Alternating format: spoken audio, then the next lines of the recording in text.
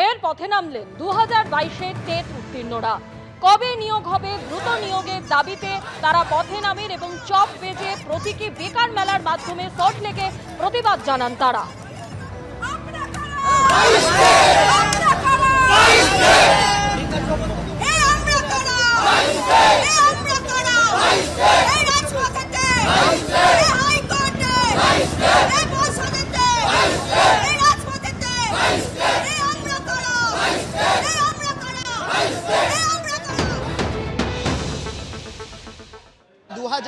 সালে টেট উত্তীর্ণ যারা রয়েছেন তারা এদিন তাদের নিয়োগের দাবিতে আন্দোলনে নেমেছেন এবং প্রতীকী আন্দোলন।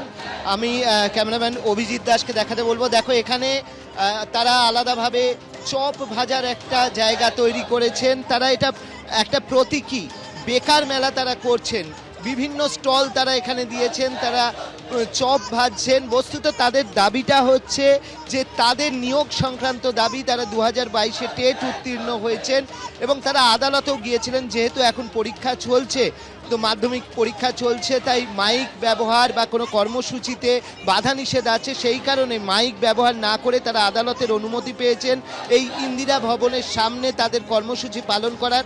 তাদের ইচ্ছে ছিল যে তারা এটা বিকাশ ভবনে করবেন, কিন্তু এখন তারা অনুমতি পাননি, তাই তারা ইন্দিরা ভবনে অনুমতি পেয়েছেন, সেখানেই তারা তাদের কর্মসূচি পালন করছে।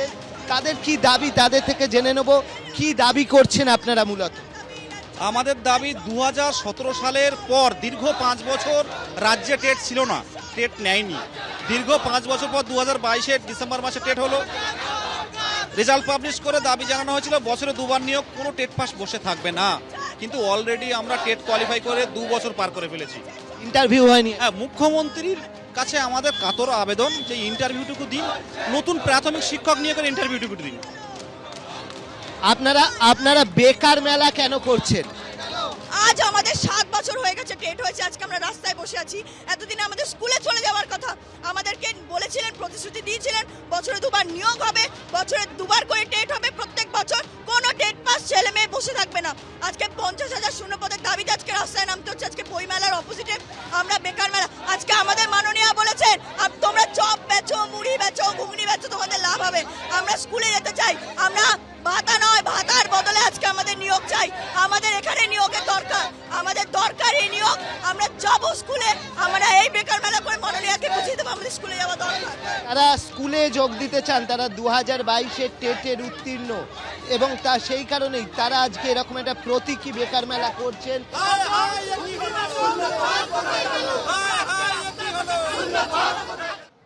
এভাবেই প্রতিবাদ জানিয়েছেন 2022-এর যারা টেট পাস করেছেন। তারা প্রশ্ন তুলেছেন কবে তারা চাকরি পাবেন।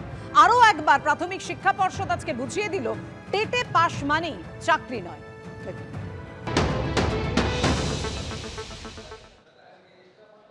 টেট এবং রিক্রুটমেন্ট এ দুটো কিন্তু এক নয়। আমি বারে বারে বলছি, টেট একটি রিক্রুটমেন্ট পদ্ধতি প্রসেসে একটি সূচক মাত্র। কোনো ক্যান্ডিডেট তিনি টেট পাস করেছেন মানে এই নয় যে তিনি চাকরি পাওয়ার যোগ্য। তাকে কিন্তু রিক্রুটমেন্ট পদ্ধতিতে যে সমস্ত সূচক আছে সেই সূচকগুলোতে তাকে পার্টিসিপেট করবেন। তার ভিত্তিতে মেধা তালিকা তৈরি হবে এবং তার নিয়োগপত্র হবে অ্যাকর্ডিং টু মেধা তালিকা। কিন্তু কি হবে 26,000-এর ভবিষ্যৎ? কোর্টের রায়ের অপেক্ষায় রয়েছেন চাকরি প্রাপকরা। রায় বিরুদ্ধে গেলে দায় নিতে হবে সরকার, কমিশনকে। তাদের দুর্নীতির জন্যই আজ এই অবস্থা, এমনই অভিযোগ চাকরি প্রাপকদের। সাহায্য চাইলে আন্দোলনকারীদের পাশে থাকার বার্তা দিয়েছেন বিরোধী দলনেতা শুভেন্দু অধিকারী। রিক্রুটমেন্ট অথরিটি যে 3টে ডিপার্টমেন্ট, রাজ্য শিক্ষা দপ্তর, পর্ষদ এবং এসএসসি, এই 3টে ডিপার্টমেন্ট আমাদেরকে নিয়ে যেভাবে ছিনিমিনি খেলেছে, তারা দুর্নীতি করার জন্য আজকে আমাদেরকে রাস্তায় নামতে হয়েছে। তাদের দুর্নীতির কারণে আজকে আমাদের সুপ্রিম কোর্টে দৌড়াতে হয়েছে। যদি যোগ্যদের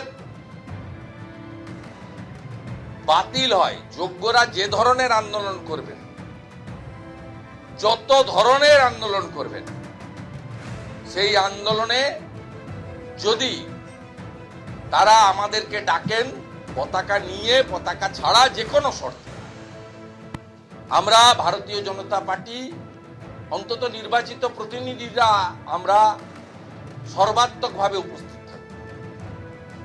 লাগাতার থাকতে বললেও সঙ্গে থাকবো,